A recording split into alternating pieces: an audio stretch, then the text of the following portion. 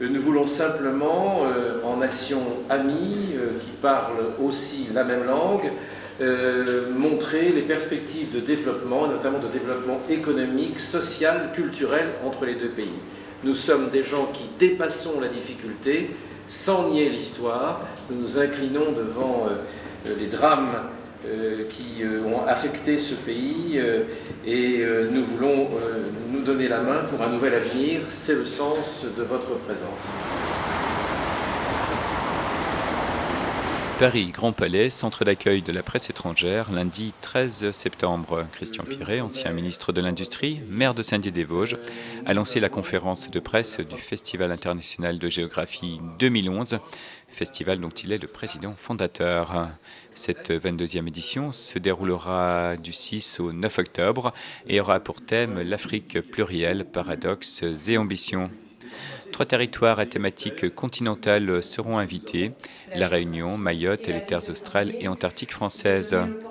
Cette édition traitera particulièrement des problématiques liées aux 54 pays du continent africain, dans leur diversité géographique et environnementale, dans leur recherche de solutions aux conflits, leurs innovations sociétales, mais aussi leurs nouveaux défis économiques.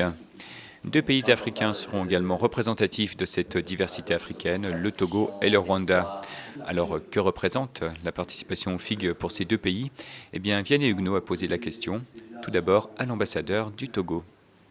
Excellence, simplement une question. Vous connaissiez ce festival international de géographie et quel sentiment vous avez en regardant cet engouement pour la géographie?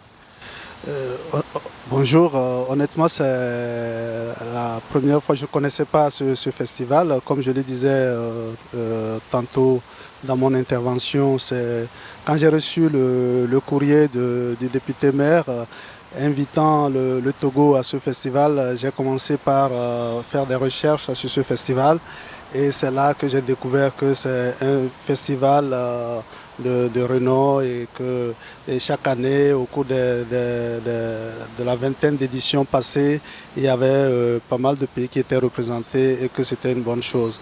C'est vrai que mes connaissances en géographique sont les connaissances normales d'un étudiant en géographie, enfin un étudiant normal.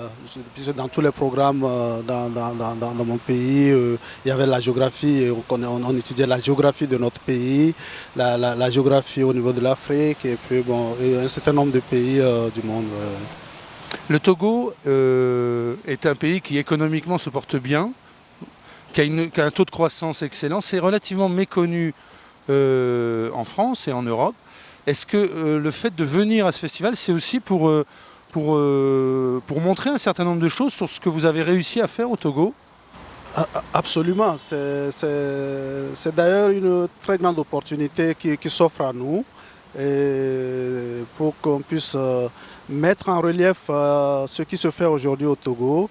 Et comme j'ai eu à le dire dans l'une de mes interviews il n'y a pas longtemps, le Togo est de retour, il y a le renouveau et ce renouveau est incarné par ce qui se fait sur le terrain.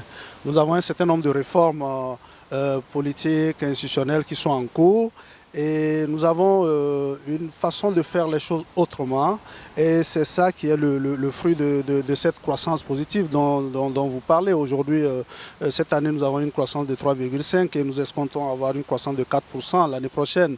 Et puisque à partir du moment où il y a des réformes structurelles qui ont été faites aussi, et nous sommes confiants, nous pensons que ce festival sera une très grande opportunité et de montrer aux participants ce qui se fait au Togo et de leur donner l'envie d'ailleurs d'aller découvrir le Togo.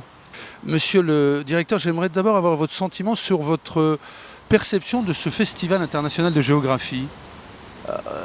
Moi je pense que ce sera un festival magnifique et je suis très heureux que le Rwanda soit compté parmi les pays à l'honneur. Et le Rwanda, c'est un pays qui est riche dans sa diversité, dans ses cultures, dans ce qu'il est, qui a beaucoup de choses à partager avec les Français, avec les Africains, les Européens. et les participants de ce festival. Alors la France, et puis plus particulièrement les géographes et les scientifiques du festival, ont beaucoup de joie et d'intérêt aussi à vous recevoir. Quel est votre intérêt aussi, vous, pour le Rwanda, de venir participer et d'être un des pays invités d'honneur à ce festival? L'intérêt du Rwanda est simple. Le Rwanda, c'est un pays ouvert au monde. C'est un pays qui veut apprendre des autres pays, mais qui a aussi à partager. Nous voulons partager notre culture, nous voulons partager nos produits, nous voulons partager nos innovations, qu'elles soient culturelles ou autres. Vous êtes un pays qui c'est relativement méconnu en France, qui bénéficie d'une vraie vitalité économique. Et c'est relativement méconnu en France. Est-ce que vous pensez qu'il y a une image qui est faussée, l'image de l'Afrique chez les Français, pensez-vous qu'elle soit faussée? Absolument. Il y a tout un décalage absolument inacceptable à la limite. C'est-à-dire que l'image que l'on fait de l'Afrique et du Rwanda, particulièrement en Europe, est absolument très éloignée de la réalité sur terrain. Ça peut être délibéré, ça peut être par accident ou par manque d'intérêt, mais ce qui fait mal à l'Africain ou au Rwandais que je suis, c'est de voir que mon pays soit présenté comme il n'est pas. Et donc c'est peut-être l'occasion de corriger les choses, mais en même temps, la multiplication de ce genre de rencontres permet de briser ces différences et de réduire la marge de manœuvre de ceux qui veulent instrumentaliser certaines choses qui ne sont pas absolument représentatives de la réalité.